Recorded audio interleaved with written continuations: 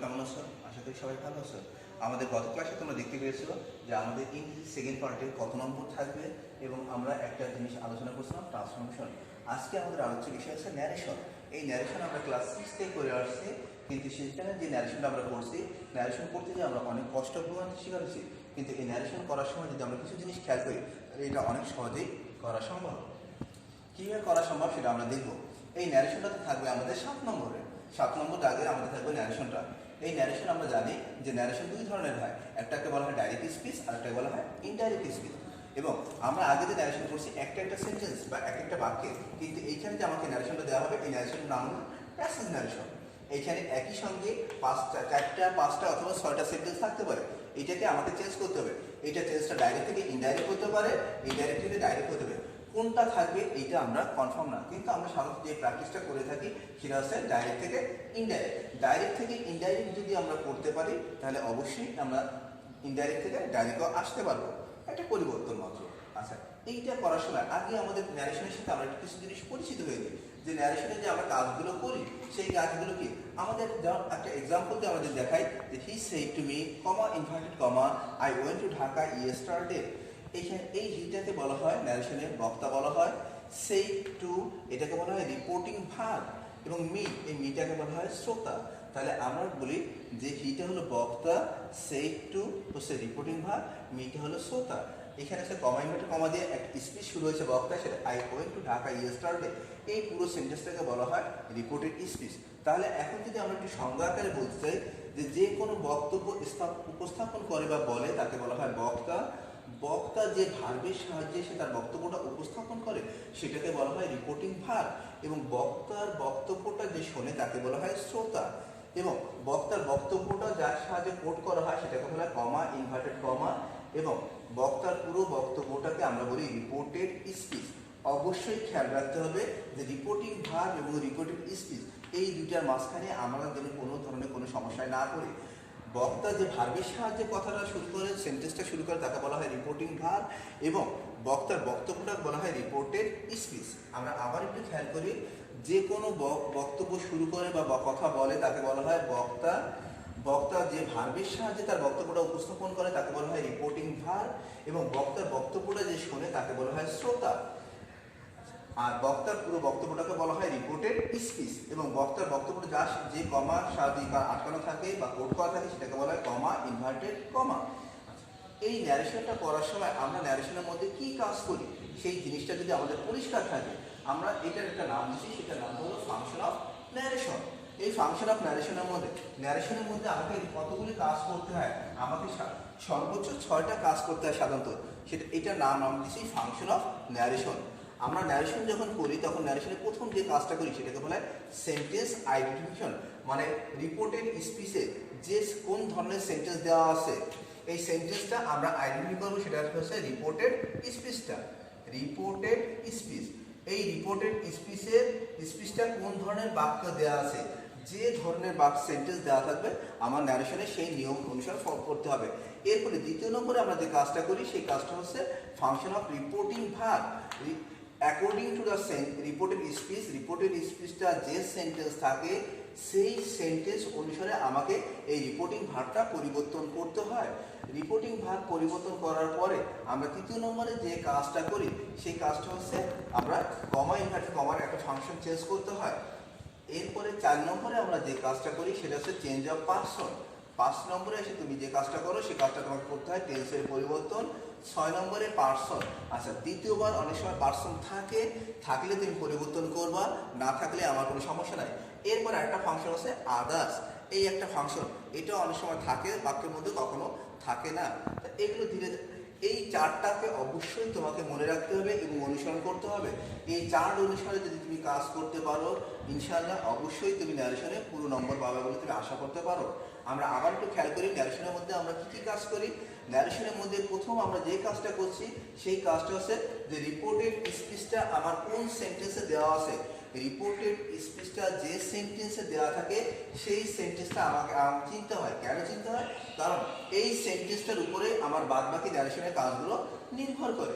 আচ্ছা, এই সেন্টেন্সটা চেনার পরে আমরা কি করি, দ্বিতীয় নম্বরে আমাদের কাজটা করি function of reporting verb. According to the reported speech, reported স্পিচটা যে সেন্টেন্সে দেওয়া থাকে সেই অনুসারে আমাকে রিপোর্টিং ভার্বটা পরিবর্তন করতে হয়। আচ্ছা, তৃতীয় নম্বরে আমরা যে কাজটা করি সেই কাজটা হচ্ছে function of comma inverted comma, comma inverted কমার পরিবর্তন করতে হয়। আচ্ছা, 4 নম্বরে আমরা যে কাজটা করি চেঞ্জিং পার্সন, পার্সন পরিবর্তন করতে হয়। 5 নম্বরে আমরা যে কাজটা করি টেন্স পরিবর্তন করি। 6 নম্বরে আমরা যে কাজটা করি সেটা হচ্ছে পার্সন পরিবর্তন। এই দ্বিতীয়বার পার্সন থাকতেও পারে নাও থাকতে পারে। যদি দ্বিতীয়বারে পার্সন থাকে তুমি পরিবর্তন করবা, না থাকলে আমাদের এটা কোনো সমস্যাই না, এটা নিয়ে আমাদের কোনো কাজ নেই। কিন্তু প্রথমবার অবশ্যই তুমি পার্সন পরিবর্তন পাবা। আচ্ছা, 6 নম্বরে কাজটা হচ্ছে ফাংশন অফ আদার্স। আদার্স হচ্ছে কি জিনিস, যেমন অনেক সময় ন্যারেশনের মধ্যে আমাদেরকে দেওয়া থাকে টুডে, হেয়ার, ইয়েস্টারডে, এরকম কিছু জিনিস দেওয়া থাকে যেগুলো নাম আমরা হচ্ছে আদার্স। এই ন্যারেশনটা করার সময় তোমাকে যে কয়টা জিনিস কমন তুমি পাবা প্রত্যেক ন্যারেশনের ভিতরে, সেটা হচ্ছে তোমাকে যে কাজটা করতে হবে, একটা হচ্ছে সেন্টেন্স আইডেন্টিফিকেশন, দ্বিতীয় নম্বর হচ্ছে পার্সন পরিবর্তন, তৃতীয় নম্বর হচ্ছে টেন্স। এই 3টা জিনিস আমরা প্রত্যেক ন্যারেশনের মধ্যে অবশ্যই পাবো, এবং এই 3টা জিনিস যদি আমরা ভালো করে বুঝতে পারি তাহলে আমাদের জন্য ন্যারেশন করা অনেক সহজ। এখন আমরা ছোটবেলা থেকে আমরা পড়ে আসছি সেন্টেন্সের সংজ্ঞা। আমরা যদি ওইভাবে না পড়ে একটু ভিন্নভাবে দেখার চেষ্টা করি যে সেন্টেন্স কিভাবে চেনা যায়। সেন্টেন্স চেনার উপায়, সেন্টেন্স চেনার উপায় আমরা সেন্টেন্সটাকে কিভাবে চিনি, সহজে কিভাবে চিনতে পারি। আমরা সেন্টেন্সটাকে সহজে চিনতে পারি যদি অ্যাসার্টিভ সেন্টেন্সটা আমরা বলি সাবজেক্ট প্লাস ভার্ব। কিভাবে চিনবো? অপারেটিভ সেন্টেন্স চেনা, যে সেন্টেন্সটা মেয়ে দিয়ে অপারেটিভ সেন্টেন্স। আচ্ছা, এরপরে আমরা দেখব এক্সক্লামেটরি সেন্টেন্স। এক্সক্লামেটরি সেন্টেন্সে একটা বিস্ময়সূচক চিহ্ন থাকে, বিস্ময়সূচক চিহ্ন থাকে। এবার আমরা ইম্পারেটিভ সেন্টেন্স কিভাবে চিনব? ইম্পারেটিভ সেন্টেন্স সাধারণত ভার্ব দিয়ে শুরু হয়, সাধারণত ভার্ব দিয়ে শুরু হয় কিন্তু শেষে কোনো প্রশ্নবোধক চিহ্ন থাকে না, শেষে কোনো প্রশ্নবোধক চিহ্ন থাকে না। এই 4টা যদি আমরা খেয়াল করি তাহলে আমরা ন্যারেশন করার সময় আমরা নির্ভুলভাবে অল্প সময়ের মধ্যে আমরা ন্যারেশনের কাজটা শুরু করতে পারবো। আবার আমরা একটু চারের দিকে খেয়াল করি যে আমরা এটা কিভাবে করব। আচ্ছা, এইটা আমরা বলছি যে অ্যাসার্টিভ সেন্টেন্সটা রিপোর্টেড স্পিচের বাক্যটা যদি সাবজেক্ট প্লাস ভার্ব দিয়ে শুরু হয় সেটাকে বলবো আমরা অ্যাসার্টিভ সেন্টেন্স। রিপোর্টেড স্পিচের সেন্টেন্সের মধ্যে যদি কোশ্চেন মার্ক থাকে সেটাকে বলবো আমরা ইন্টারোগেটিভ। যদি বাক্যটা মেয়ে দিয়ে শুরু হয় সেটাকে বলবো আমরা অপারেটিভ সেন্টেন্স। যদি বিস্ময়সূচক চিহ্ন থাকে সেটাকে বলবো এক্সক্লামেটরি। যদি সাধারণত ভার্ব দিয়ে শুরু হয় এবং শেষে কোনো প্রশ্নবোধক চিহ্ন না থাকে এটাকে বলবো আমরা ইম্পারেটিভ সেন্টেন্স। এইভাবে সহজভাবে চেনার এটা অনেক সহজ একটা উপায়। যদি এই নিয়মটা আমরা ফলো করি তাহলে আমরা ন্যারেশনটা নির্ভুলভাবে করতে পারবো এবং অল্প সময়ের মধ্যে করা সম্ভব। আচ্ছা, এখন আমাদের দ্বিতীয় যে কথাটা আমরা বলছিলাম যে পার্সন পরিবর্তন। এই পার্সন পরিবর্তন করতে যে আমাদের ছেলেমেয়েরা ড্রাইভ করে। দ্বিতীয় যে জিনিসটা হচ্ছে পার্সন পরিবর্তন, এবং এইটা আমাদের ন্যারেশনে খুবই গুরুত্বপূর্ণ। এই পার্সন পরিবর্তন করতে যে আমাদের শিক্ষার্থীরা প্রায় ভুল করে। পার্সন পরিবর্তন করার সমস্যা আমরা প্রথমেই আগে জানি যে পার্সন কয় প্রকার। পার্সন হচ্ছে 3 প্রকার, first person, second person, third person. এই ফার্স্ট পার্সনটাকে যদি আমরা খালি চিনে নিই যে ফার্স্ট পার্সন হচ্ছে I, me, my, we, us, our. Second person হচ্ছে ইউ, ইউ। আচ্ছা, থার্ড পার্সন হচ্ছে হি, শি, ইট, যে কোনো নাম। তাহলে আবার একটু খেয়াল করি যে ফার্স্ট পার্সন হচ্ছে I, me, my, we, us, our. Second person হচ্ছে ইউ, ইউর। থার্ড পার্সন হচ্ছে হি, শি, ইট, যে কোনো নাম। আচ্ছা, এখন এই পার্সন আমরা কিভাবে পরিবর্তন করবো? রিপোর্টেড স্পিচের ভিতরে যখনই আমরা ফার্স্ট পার্সনটা পাবো সেটা ফার্স্ট পার্সন পরিবর্তন হবে বক্তার সাথে। আমাদের অবশ্যই মনে রাখতে হবে ফার্স্ট পার্সনটা পরিবর্তন হবে বক্তার সাথে, সেকেন্ড পার্সন পরিবর্তন হবে শ্রোতার সাথে, থার্ড পার্সনে কোনো পরিবর্তন হয় না। তার মানে যখনই আমরা রিপোর্টেড স্পিচের ভিতরে I, me, my, we, us, our এর যে কোনো একটা জিনিস পার্সন যে কোনোটা পাবো সেটাকে আমরা পরিবর্তন করবো বক্তার সাথে, ইউ, ইউর পরে সেটাকে আমরা পরিবর্তন করবো শ্রোতার সাথে, এবং থার্ড পার্সনে কোনো পরিবর্তন হবে না। তাহলে আমরা আরেকটু খেয়াল করি, এটা পরিবর্তন হবে বক্তা অনুযায়ী, এটি হলো শ্রোতা অনুযায়ী, আচ্ছা, থার্ড পারসনে কোনো পরিবর্তন হবে না। পার্সন পরিবর্তনের সময় আমরা যে জিনিসটা অবশ্যই খেয়াল রাখতে, প্রথমে আমাকে পার্সন চিনতে হবে, তারপরে কোনটার সাথে কোনটা পরিবর্তন হবে, এই দুইটা জিনিস আমাকে খেয়াল রাখতে হবে। আমরা পার্সন যদিও ছোটবেলা থেকে পড়ে আসছি, তারপরে আবার একটু খেয়াল করে নিই। আচ্ছা, ফার্স্ট পার্সনটা কি? I, me, my, we, us, our. Second person হচ্ছে ইউ, ইউর। থার্ড পার্সন হচ্ছে হি, শি, ইট, যে কোনো নাম। পার্সন আমরা প্রথমে আমরা পার্সন চিনলাম, এখন পার্সনটা কীভাবে পরিবর্তন করব? যখনই রিপোর্টেড স্পিচের ভিতরে আমরা ফার্স্ট পার্সন পাবো, সেটা পরিবর্তন করব বক্তার সাথে। সেকেন্ড পার্সন পেলে সেটা পরিবর্তন করব আমরা শ্রোতার সাথে। থার্ড পার্সনে কোনো পরিবর্তন হবে না। এখন এই পরিবর্তনটা আমরা কীভাবে করব, এখন আমরা একটা এক্সাম্পলের সাহায্যে দেখাবো। যে পার্সন কিভাবে পরিবর্তন করা যায়। এখানে একটা সেন্টেন্স লেখা আছে, Karim said to Nila, I gave you a pen. এটা যখনই আমরা পার্সন পরিবর্তন করি, আমরা এখানে শুধুমাত্র ন্যারেশনে পার্সন পরিবর্তনটা দেখছি, অন্য কিছু না। পার্সনটা কিভাবে পরিবর্তন করা হয় ন্যারেশনে, সেই জিনিসটা খেয়াল করি। যে I gave you a pen, এখন এই আইটাকে আমি পরিবর্তন করব। এখন আইটা কি? আইটা হলো বক্তা। আমরা কি জানি যে বক্তা পরিবর্তন হয় শ্রোতার সাথে, কারণ করিম হলো এই বাক্যের শ্রোতা। যখন আমরা ইউটাকে পরিবর্তন করব, ইউটা আই হলো ফার্স্ট পারসন, ইউটা হলো সেকেন্ড পারসন। আচ্ছা, সেকেন্ড পারসন পরিবর্তন হয় শ্রোতা অনুসারে। আবার একটু আমরা খেয়াল করি, এখানে একটা সেন্টেন্স দেওয়া আছে, Karim said to Nila, I gave you a pen. আচ্ছা, এখানে আই দেওয়া আছে, আইটা হলো ফার্স্ট পারসন। ফার্স্ট পারসন পরিবর্তন হবে ফার্স্ট পারসনটা পরিবর্তন হবে বক্তার সাথে, সেকেন্ড পারসন পরিবর্তন হবে শ্রোতার সাথে। আবার আমরা একটু খেয়াল করি, Karim said to Nila, I gave you a pen. আচ্ছা, এই বাক্যে আইটা হলো ফার্স্ট পারসন, ফার্স্ট পারসনটা পরিবর্তন হয় বক্তার সাথে, ইউটা হলো সেকেন্ড পারসন, সেকেন্ড পারসনটা পরিবর্তন হয় শ্রোতার সাথে। সুতরাং আমাদের অবশ্যই আমরা জানি কি, যে ফার্স্ট পারসন পরিবর্তন হবে বক্তার সাথে, সেকেন্ড পারসন পরিবর্তন হবে শ্রোতার সাথে। আবার খেয়াল করি, আইটা হলো ফার্স্ট পারসন, ফার্স্ট পারসনটা পরিবর্তন হবে বক্তার সাথে, ইউ হলো সেকেন্ড পারসন, সেকেন্ড পারসনটা পরিবর্তন হবে হচ্ছে শ্রোতার সাথে। এই বাক্যে শ্রোতা হচ্ছে নীলা, করিম হচ্ছে এই সেন্টেন্সের বক্তা, নীলা হলো এই বাক্যে শ্রোতা। ওকে, এখন এই পরিবর্তনটা আমরা কিভাবে করব, আমরা একটু উদাহরণের সাথে দেখি। যে আমরা যদি এইভাবে একটু খেয়াল করি যে পরিবর্তনটা আমরা কিভাবে করব। আই, আই হলো ফার্স্ট পারসন, ফার্স্ট পারসন হবে বক্তা অনুযায়ী, বক্তা হলো করিম, বক্তা হলো করিম। আমরা যখন পার্সনটা পরিবর্তন করব, আমরা যদি এই নিয়মটা একটু খেয়াল করি, আই হলো ফার্স্ট পারসন, ফার্স্ট পারসন হচ্ছে বক্তার পারসন, বক্তা হলো করিম। তাহলে এখন আমরা যদি এটা মানটা দেখি, আইটা কি? আইটাকে আমরা বলি প্রোনাউন। কেমন প্রোনাউন? আইটা হলো সাবজেক্ট প্রোনাউন। সুতরাং আই যদি সাবজেক্ট প্রোনাউন হয়, আমরা যখন এটা পরিবর্তন করব, করিমের একটা সাবজেক্ট প্রোনাউন নিব। করিমের সাবজেক্ট প্রোনাউন হলো হি, করিমের সাবজেক্ট প্রোনাউনটা হলো হি। যখন আমরা ন্যারেশনের ভিতরে এই আইটাকে পরিবর্তন করব, তখন এই আয়ের পরিবর্তে তখন আমরা এই আয়ের জায়গায় ন্যারেশন করার সময় আমরা কি লিখবো? আমরা হি লিখে দেব। আবার একটু খেয়াল করি, আই হলো ফার্স্ট পারসন, ফার্স্ট পারসন হচ্ছে বক্তার পারসন, বক্তা হলো করিম। তাহলে আইটা হলো প্রোনাউন। কেমন প্রোনাউন? একটা সাবজেক্ট প্রোনাউন। সুতরাং আমাকে এখানে নিতে হবে করিমের একটা সাবজেক্ট প্রোনাউন, করিমের একটা সাবজেক্ট প্রোনাউন নিতে হবে। করিমের সাবজেক্ট প্রোনাউন হলো হি। যদি আমাকে এখানে বলা হতো করিমের অবজেক্ট প্রোনাউন, করিমের অবজেক্ট প্রোনাউন নিতে হলে আমরা কি লিখতাম? আমরা হিম লিখতাম। যে কোনো পূর্বীবাচক সাবজেক্ট প্রোনাউন হলো হি, এবং স্ত্রীবাচক হলে, ফিমেল হলে সেটা হলো হার অবজেক্ট। এখন আমরা আরেকটা খেয়াল করি, আমরা আরেকটা দেওয়া আছে ইউ। ইউটা হলো সেকেন্ড পারসন। আচ্ছা, সেকেন্ড পারসন হচ্ছে শ্রোতার পারসন। আচ্ছা, ইউটা হলো সেকেন্ড পারসন, সেকেন্ড পারসন হচ্ছে শ্রোতার পারসন।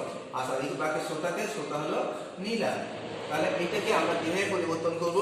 আচ্ছা, এখন আমরা একটু খেয়াল করি, ইউটা কি? ইউটা হলো প্রোনাউন। কেমন প্রোনাউন? Object pronoun.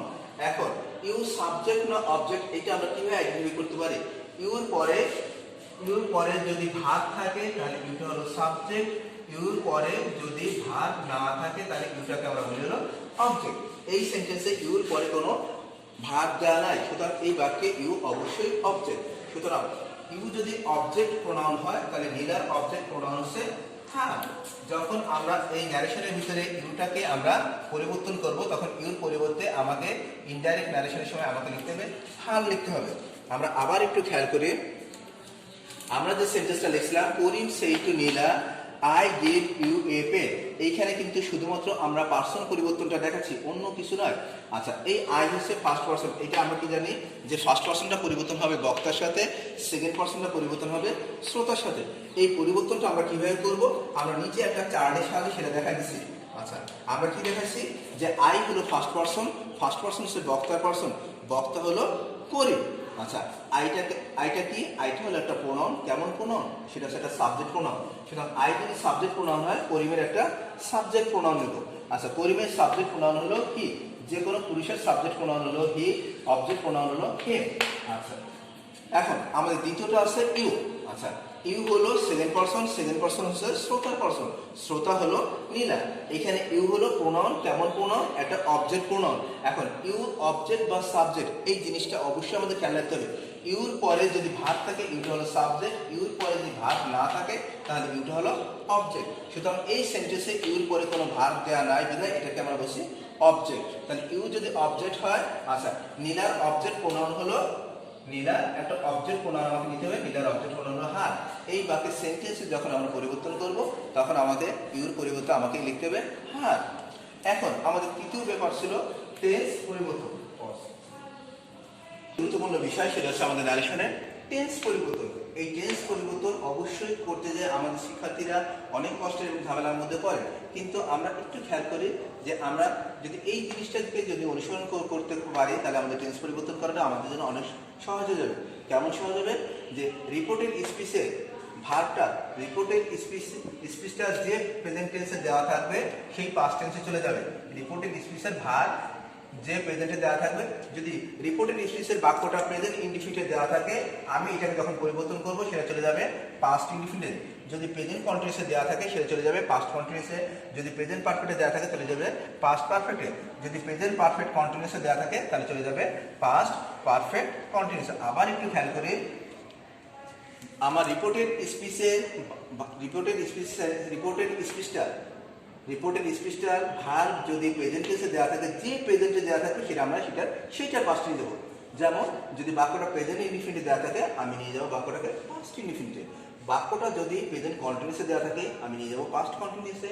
বাক্যটা যদি প্রেজেন্ট পারফেক্টে দেওয়া থাকে আমি নিয়ে যাবো পাস্ট পারফেক্টে।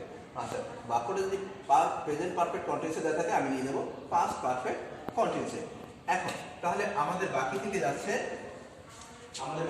পাস্ট ইনডিফিনিট এবং পাস্ট পারফেক্ট। এইগুলোকে আমরা কি করব, একটু খেয়াল করি। আমরা পাস্ট ইনডিফিনিট থাকলে রিপোর্টেড স্পিচ যদি পাস্ট ইনডিফিনিট দেওয়া থাকে আমাকে সেটাকে নিতে হবে পাস্ট পারফেক্টে।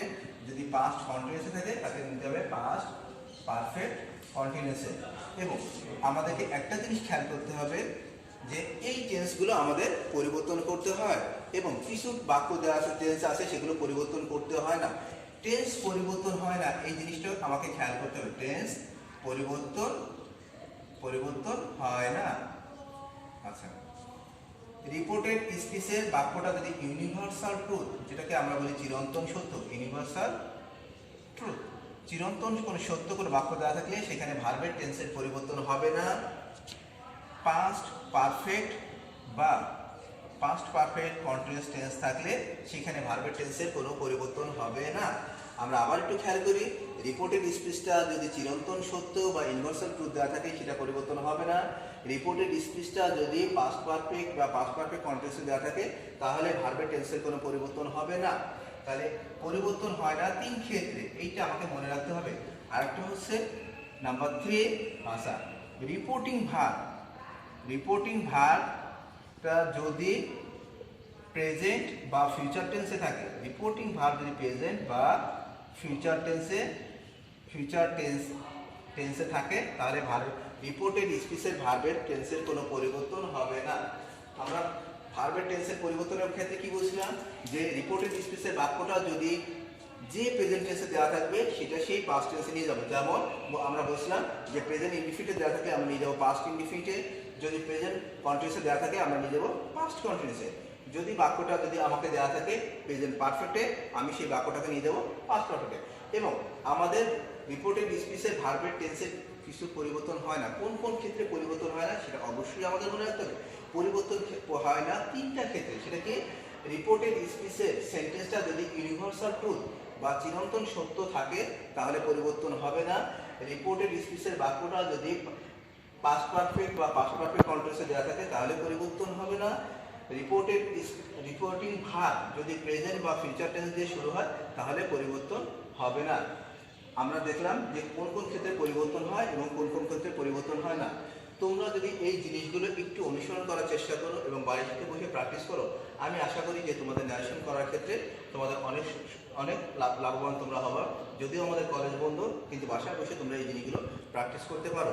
তোমাদের সকালের সুস্বাস্থ্য এবং সুন্দর ভবিষ্যৎ কামনা করে আমি এখান থেকে বিদায় নিচ্ছি। তবে বিদায় নেওয়ার আগে তোমাদের একটা কথা অবশ্যই বলতে চাই, এই করোনা ভাইরাসের সময় আমরা অবশ্যই বাসার বাইরে কেউ বের হব না এবং সরকার থেকে আমাদের যে নির্দেশনা দেওয়া হয়েছে স্টে হোম স্টে সেফ, এটা আমরা অবশ্যই অনুসরণ করব এবং লেখাপড়ার প্রতি অবশ্যই আমরা খেয়াল রাখবো।